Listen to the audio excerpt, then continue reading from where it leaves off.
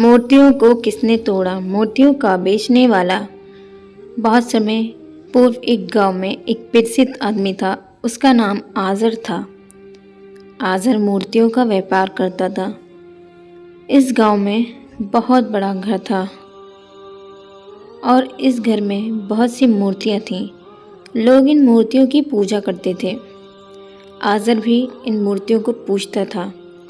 आज़र का बेटा एक नेक और शरीफ लड़का था। उसका नाम इब्राहिम था।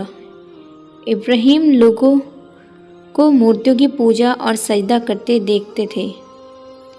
इब्राहिम ये भली प्रकार जानते थे कि यह मूर्तियां पत्थर की हैं। वह ये भी जानते थे कि ये मूर्तियां सुनती और बोलती नहीं हैं।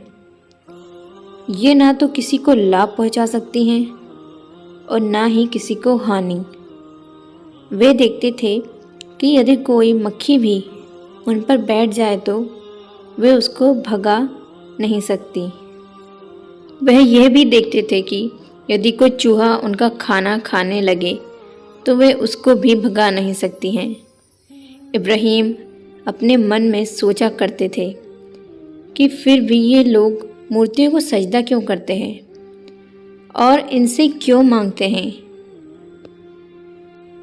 इब्राहिम अपने पिता से कहते थे कि ए पिताजी, आप इन मूर्तियों की पूजा क्यों करते हैं?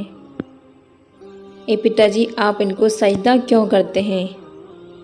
ए पिताजी, आप इन मूर्तियों से मांगते क्यों हैं?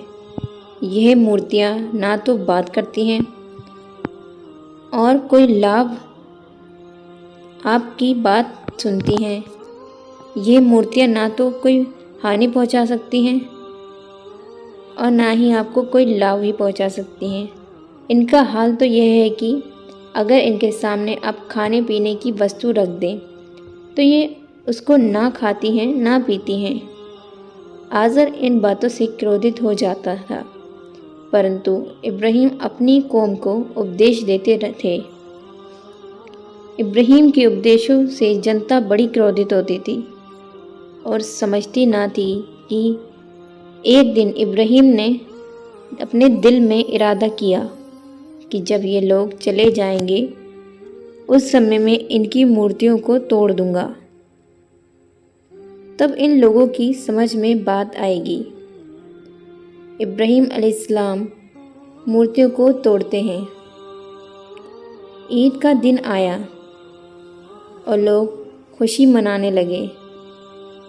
ईद की खुशी मनाने के लिए लोग निकले, बच्चे भी निकले, इब्राहिम के वालिद भी निकले और इब्राहिम अलैहिस्सलाम से कहा, क्या तुम हमारे साथ नहीं चल रहे हो?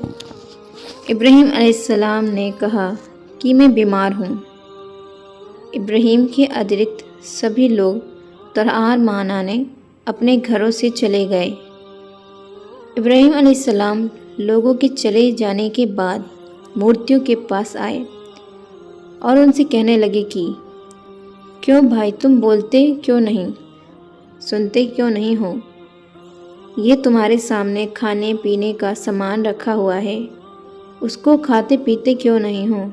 मगर वे मूर्तियां तो पत्थर की थी और पत्थर बोलते नहीं हैं।